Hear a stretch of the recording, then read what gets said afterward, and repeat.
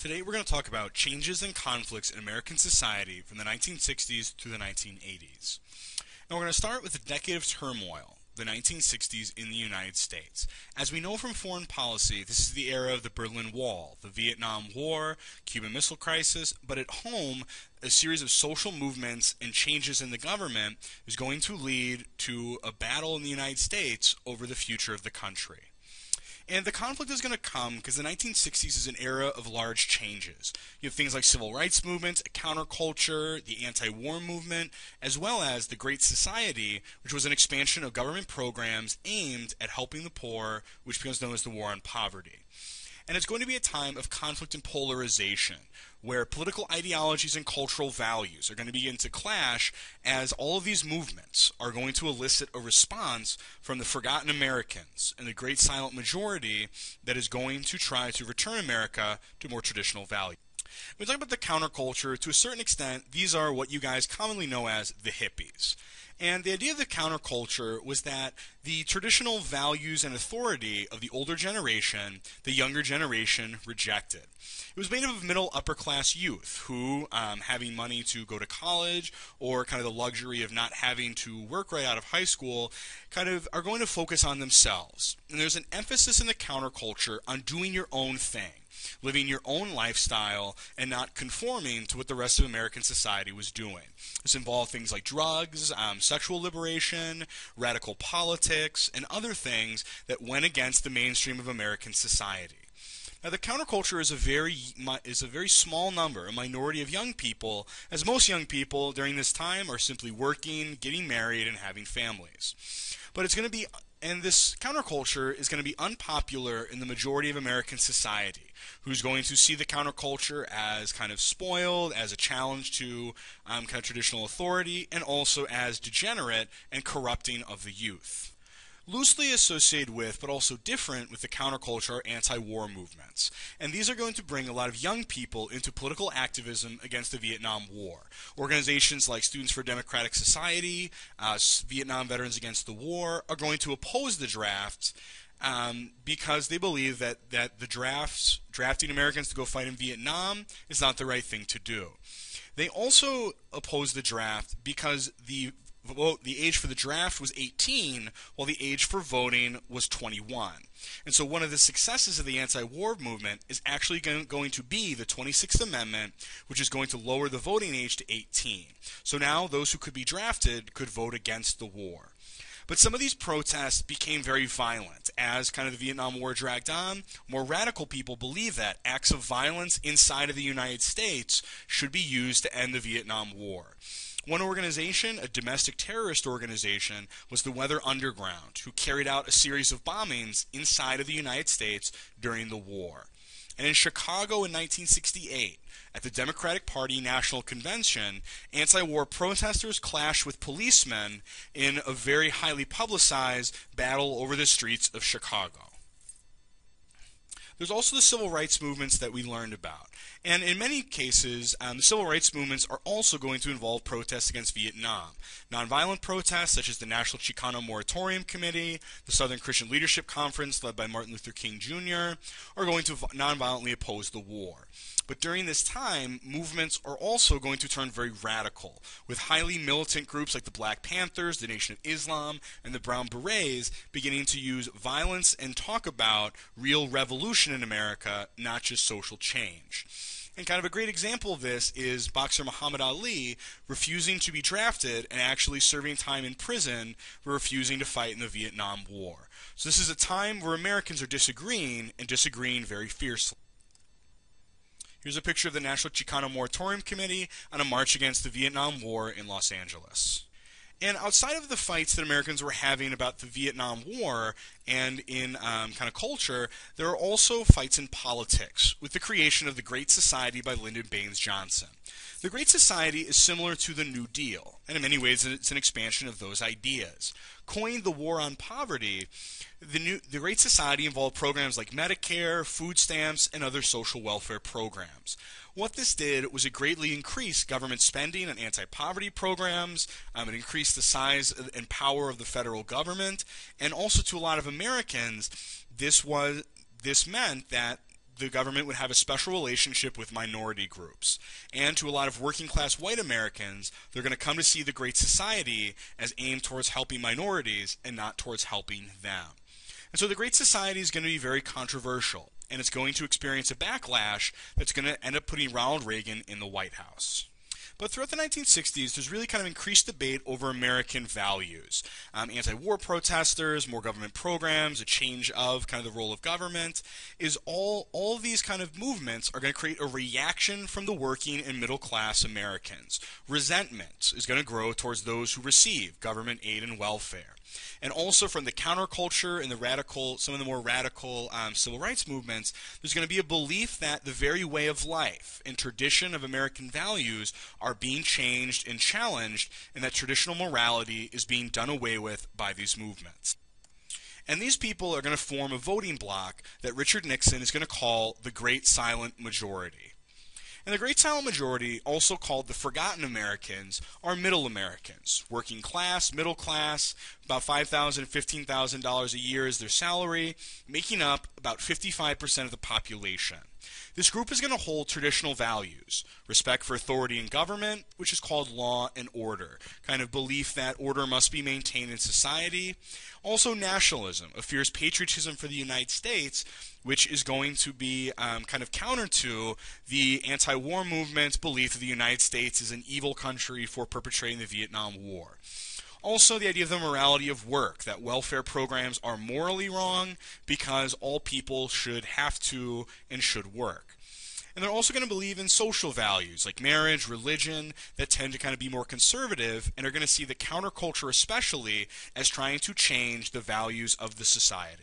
So because of this, the United States begins to be divided along the lines that I would argue they're still divided among today. Culture wars, traditional values versus changing attitudes, anti-war protesters versus law and order, hippies versus working class people. A lot of these Great Silent Majority people are also young. Do not think that this is old versus young. It's not. A lot of young people are a part of the Great Silent Majority. They're also going to clash over government ideology, conflict over the idea of welfare programs, and against towards those receiving benefits, and also this is going to become about race. That race is going to be tied into conflicts over government programs, where kind of white workers are going to believe that a lot of these programs, as well as kind of affirmative action, is going to mean preferences for minority workers over them. And so ultimately the Forgotten Americans will react against the Great Society and these changes, and they're going to leave the Democratic Party and join the Republican Party that will provide new conservative leaders that will appeal to the values of this group. And so these conflicts are going to deepen throughout the 70s. And eventually, kind of the Great Silent Majority is going to reach its peak in the 1980s with Ronald Reagan. And so when we talk about kind of American identity, kind of what is an American, what are American values, this is a time in which there's a lot of debate about this. And there's really going to be different visions of the country that are going to develop throughout the 60s through the 80s. And I would argue that Americans are going to still be divided along those same lines. The role and the size of the government, the place of minorities in society, and the role of government in kind of ensuring equality, and also social issues, morality, abortion, marriage, religion, and other things of that nature. Another major cultural development was the Watergate Scandal in the 1970s involving Richard Nixon. And Richard Nixon, despite his great successes in foreign policy, is going to end up having perhaps the greatest scandal in American history, at least the most well-known one. And in 1972, when Nixon was running for re-election, he had 5 of his supporters break into a hotel where the Democratic Party headquarters was stationed. And so they break in, they stole a bunch of info, they tapped the phones, and the burglars were actually caught, and they were eventually linked to the Richard Nixon campaign. And what ensued was a massive cover-up, where the White House denied any involvement, and they tried to bury the story. But 2 investigative reporters, Bob Woodward and Carl Bernstein, uncovered the scandal in a series of articles in the Washington Post. After the articles were published that essentially linked the Watergate scandal directly to the White House, the government began its own investigation into Richard Nixon. And what ended up being revealed was that Richard Nixon, who had a problem with kind of paranoia, recorded all of his White House conversations. And so, in fact, there were tapes of almost everything Richard Nixon said during his time as president. And investigators, wanting to know if Nixon knew about or ordered the Watergate break-in, decided to ask for these tapes. But Nixon refused to hand them over, saying all White House conversations should be confidential as a matter of national security. But the Supreme Court ordered Richard Nixon to hand over his tapes, and so he was forced to hand them over to the prosecution that was investigating him. So finally, in April of 1974, Richard Nixon was impeached, which means formally charged with presidential misconduct and wrongdoing. And so, understanding that any sort of impeachment proceeding would likely result in him being forced to leave the White House, Richard Nixon decided on August 9th of 1974 to become the first president to resign the office of presidency in the midst of the Watergate scandal. And so as Nixon left office, a new president, Gerald Ford, was sworn in to the office of the presidency. And the impact of the Watergate scandal, there's a couple of these. The first is that it proved that no person is above the law. Even the President of the United States was brought to bear for his wrongdoing. However, this also caused a lot of distrust and cynicism, and a loss of respect and faith for the office of the presidency. And I would argue that in a lot of ways, we still haven't really regained our kind of belief that the office of the president is an office of integrity. Out of this also came new laws, campaign reforms, as well as new procedures for investigating government officials. But Watergate's going to have a huge impact on the way Americans view their government, and also almost every major scandal from this point forward is going to end with the suffix "gate."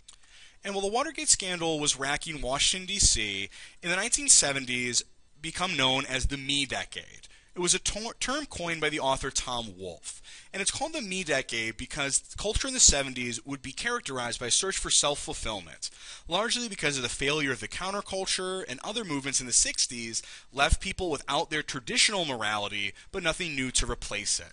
And so people being confused and lost amid scandals, economic crises, and Vietnam are going to create a culture of self-obsession.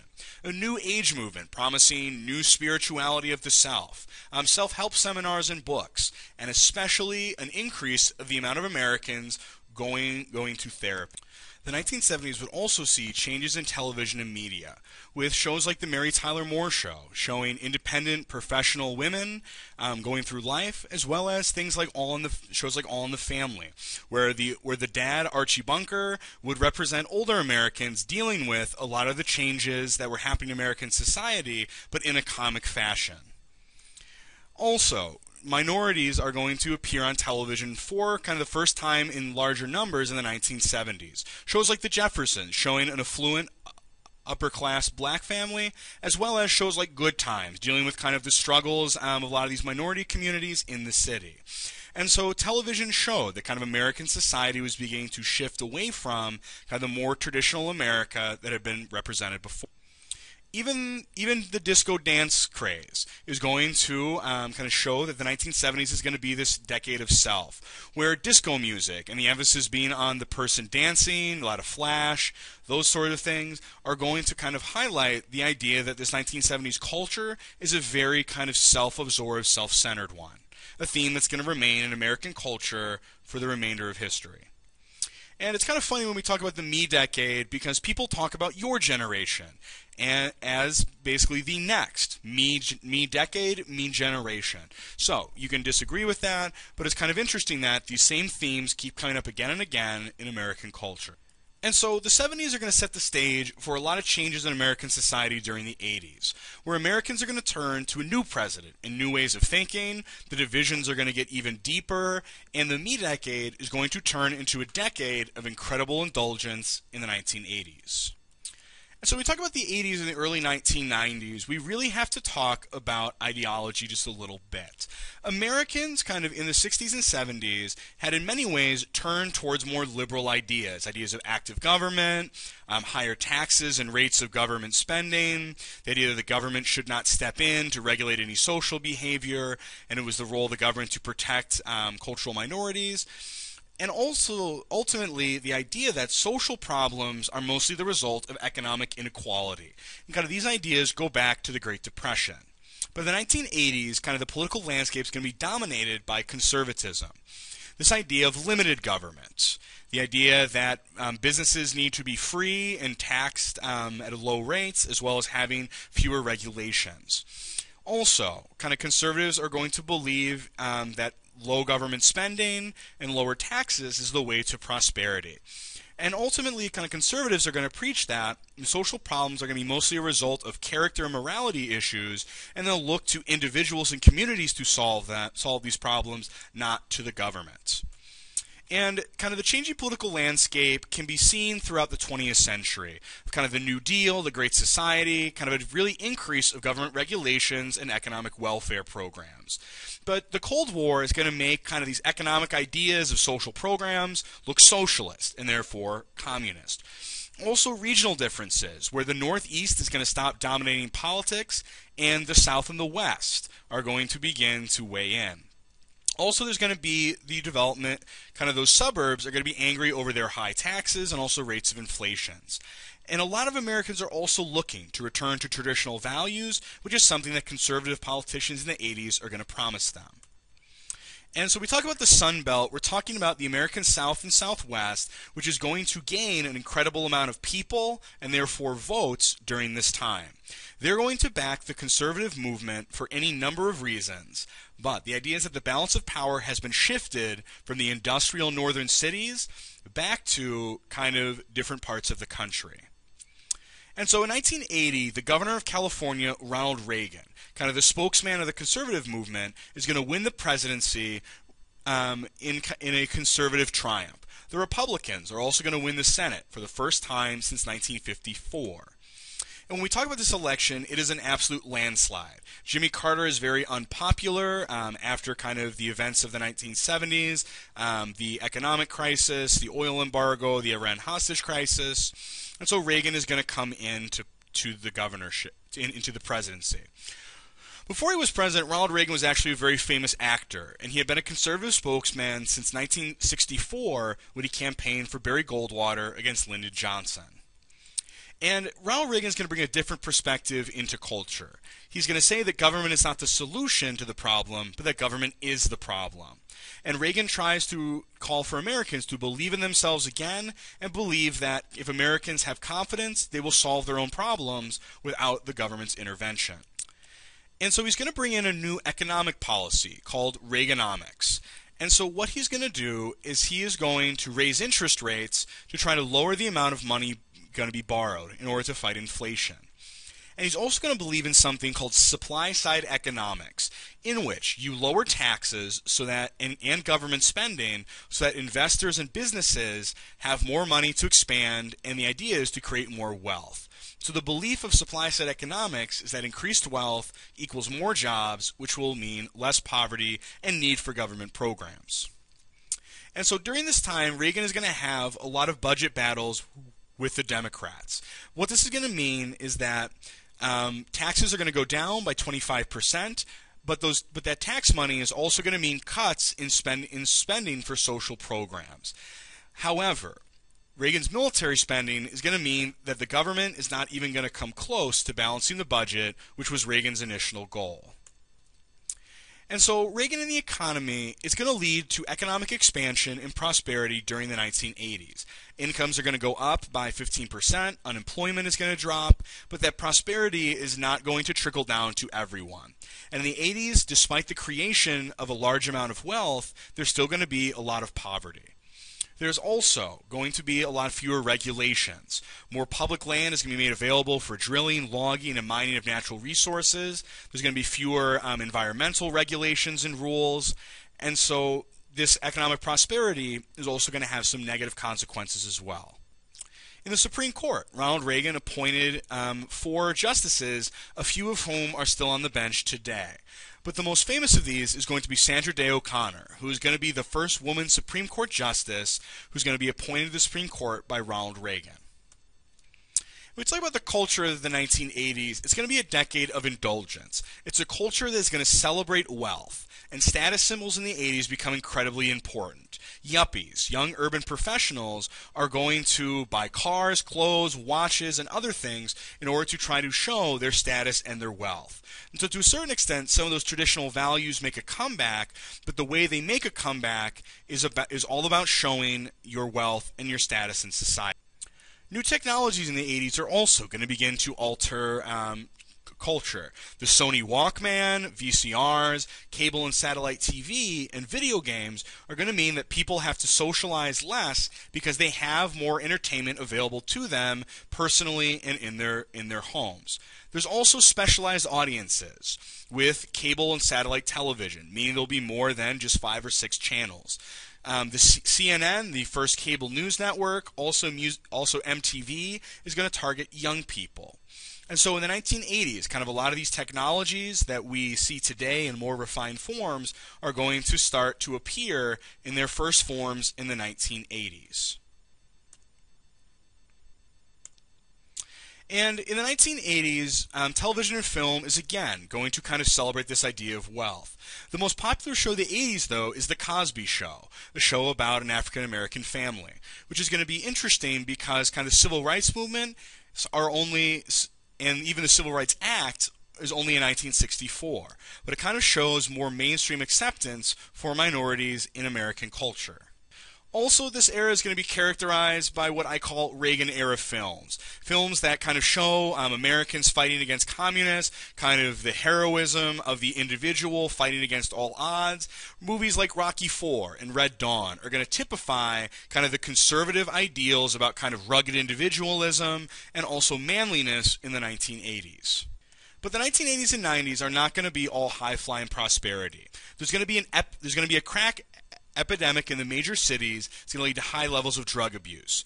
Gangs and violence in these cities is going to get very, very bad, and even things like the Just Say No campaign to try to stop drug usage is going to fail. During this time, the drinking age is going to be raised to 21 over fear about kind of young people getting involved in alcoholism. But crime, AIDS, and homelessness are all going to be major problems the country's going to have to deal with. And in fact, the cities in the 70s and 80s are going to be the most dangerous that they had been in some time. And the Just Say No campaign is going to kick off a government effort to try to stop drug use, especially amongst the youth. The crack epidemic is going to sweep the country. The AIDS crisis is going to galvanize the country to try to organize and deal with it. And ultimately, American society is going to be shaped by the fear of the Cold War, the development of a society really kind of based on consumption, wealth, and technology. And it's also going to be characterized by intense conflict among Americans about civil rights and race, the role of government and welfare program, the proxy wars, and also the idea of one affluent society and another society living in poverty.